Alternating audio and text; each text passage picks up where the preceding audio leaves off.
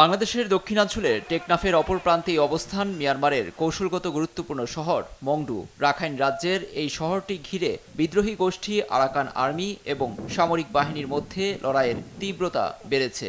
এই বাস্তবতায় মংডুর বাসিন্দাদের এলাকা ছেড়ে চলে যাওয়ার নির্দেশ দিয়েছে আরাকান আর্মি।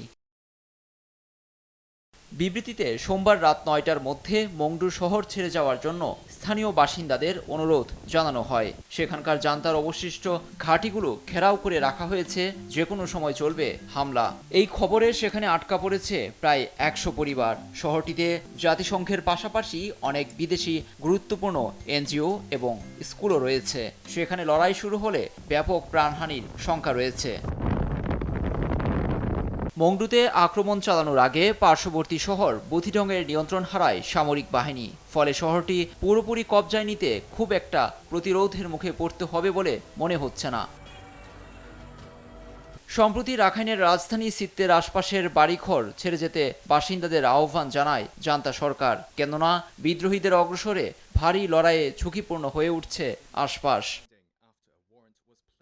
রাখাইনে অনেকটা অপ্রতিরোধ্য আরাকান আর্মি, ফলে তাদের হাতে শীঘ্রই এই রাজ্যের পতন ঘটতে পারে।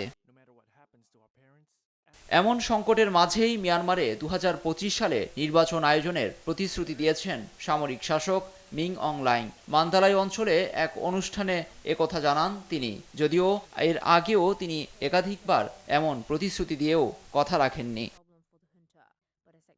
লুৎফর কবির, নিউজ ডেস্ক, দেশ টিভি।